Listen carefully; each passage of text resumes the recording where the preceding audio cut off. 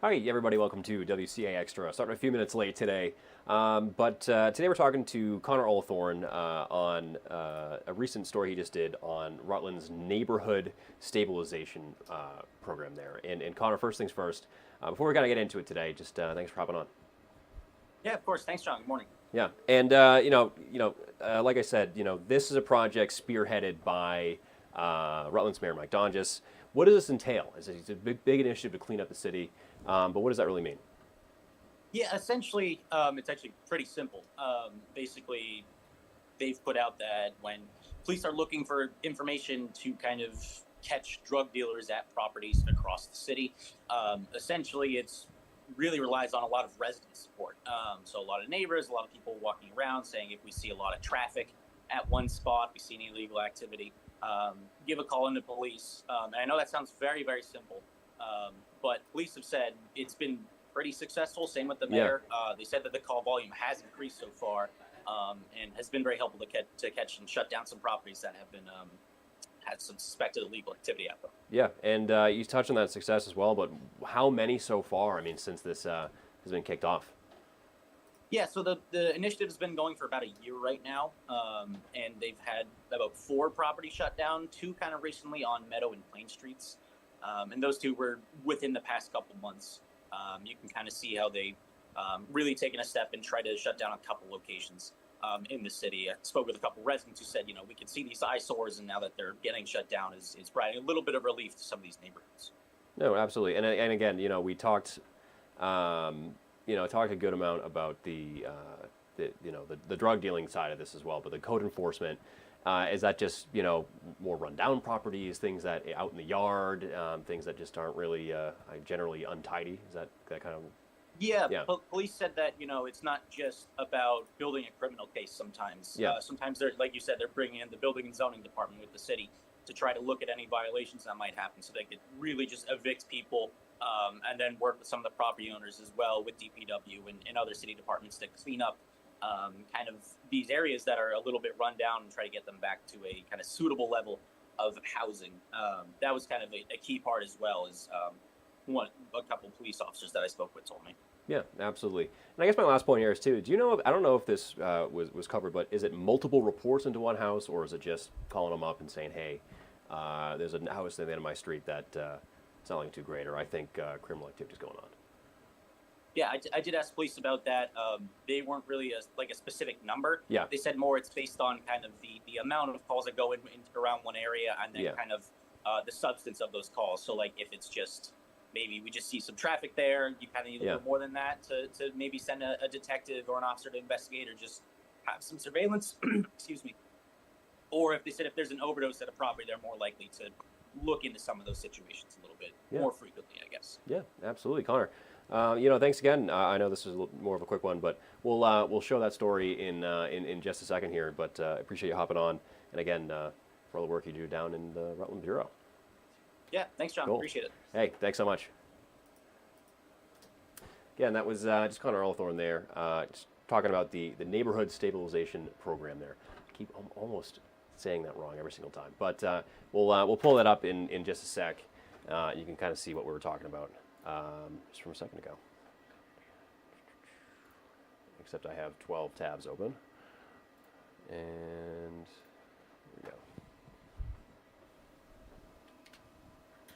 Meadow Street's got a couple houses. Almost every neighborhood's got a couple houses. James Trainer of Rutland saying what many already know in the Marble City. If you walk a lot like I do and you live and you're a native of Rutland, you can see something that's bad.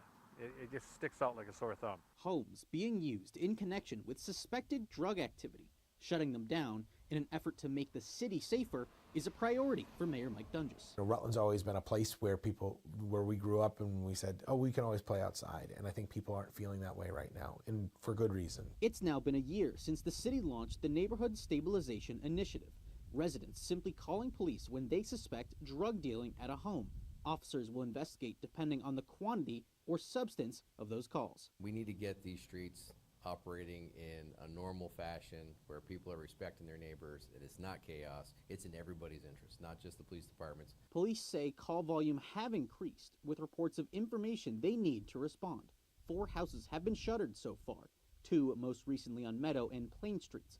Officers work with the city to assess living conditions to either shut down or renovate certain properties to deter recurring use. We're looking for CO violations, building and zoning violations.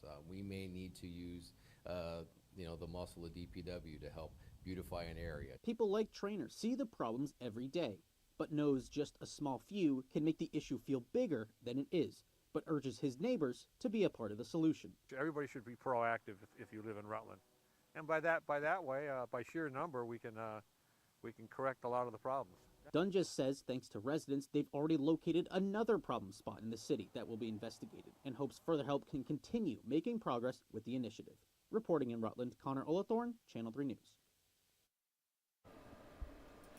And again, that was our Connor Olathorn again, just talking about the program trying to clean up some parts of Rutland down there. You can see that full story on WCAX.com. Peter, let's talk about this weekend. Yeah. We said a little bit this morning, and look, we got some cold temperatures coming the next couple days. Tomorrow is going to be much warmer. Yeah. But the warmest day of the next several, but tapering off towards the end of the day with some rain, snow. Oh, right? yeah. So it's a pretty quiet weekend, Yeah. but there is some stuff to talk about. Okay. As a matter of fact, we got some stuff to talk about out there this morning. We've seen a few snow flurries here and there, these really not being all that impactful. Optimistic, though, that as we head towards later today, a lot of us can hopefully maybe get a little bit of sunshine going later today. Temperatures hanging out in the teens and 20s at this point, already setting it up to be a little bit warmer here for the day ahead. I think most of us will talk temperatures in the upper 20s and lower 30s here as we head towards this afternoon. Speaking of the afternoon, as I mentioned, optimistic that we can maybe start to break apart the clouds just a bit, maybe start to see a little bit of sunshine here as we head through the afternoon and evening hours today. Clouds do start to make their return here as we head into the night tonight.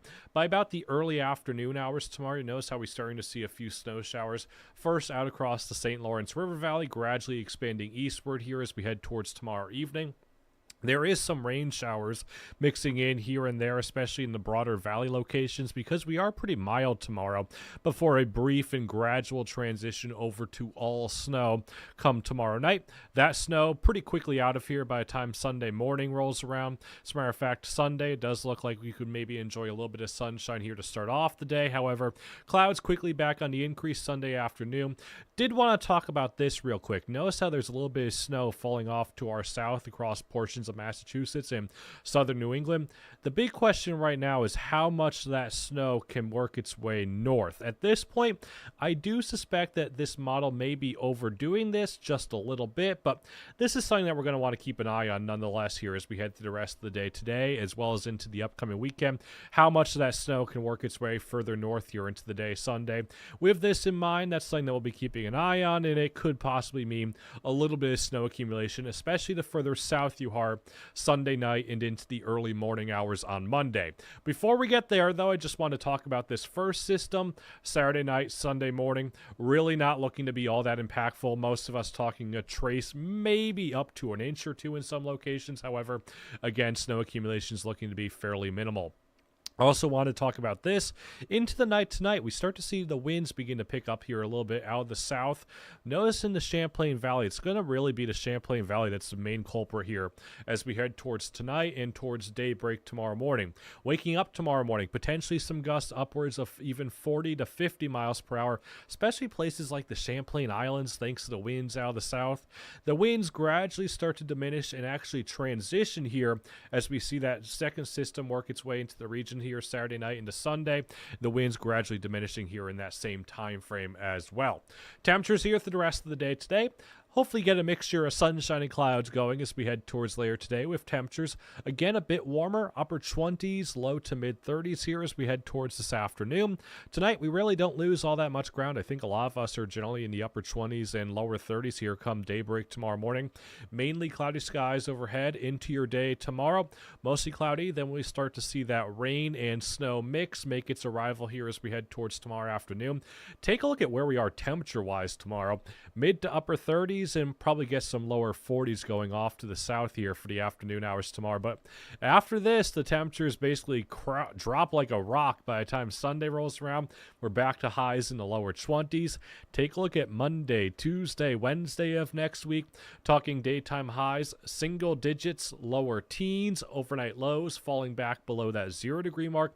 Wind chills, teens, 20s, and get a good enough breeze going. Places like the Adirondacks and Northeast Kingdom could be pretty close to wind chill values, maybe near 30 degrees below zero. So definitely the coldest air of the season thus far, making its arrival. It's going to be a blast for you and I. These are overnight temperatures too, so you and I going to work on Monday. It's going to be tough. Yeah, it's going to be tough. I joked the other day on the morning show that we won't even need coffee. Just one step out the door will be enough to wake us up for a few hours. I hope my car starts. That's the biggest thing. Yeah, I mean, I haven't had problems, but once you start getting that cold, that's when you start to worry about the batteries and stuff in cars. And yeah, that and the fact that I hope my windshield wipers aren't frozen. I mean, when it comes to stuff those pre-planning things like that, I'm not always attuned to them. Well, the good news is we do have a couple days of pre-planning because we got today and tomorrow looking pretty quiet and decently warm. Yeah, Monday I'll wake up late. I'll find my windshield wipers frozen to my car. Yep. Look my head out the window. Don't do that. But yeah, a lot to keep in mind, especially in a couple days. If you want to get out, I think tomorrow is your today or tomorrow. Day to do it. Yeah. As long as you don't mind a few rain or snow showers tomorrow afternoon, it's today or tomorrow. Whatever. Yeah. Thank you, Peter. Thank you guys for watching WCA Extra. Of course, Peter and I will be back a couple hours in the noon, and then you can see all of our content on WCAX.com. Until then, we'll see you then.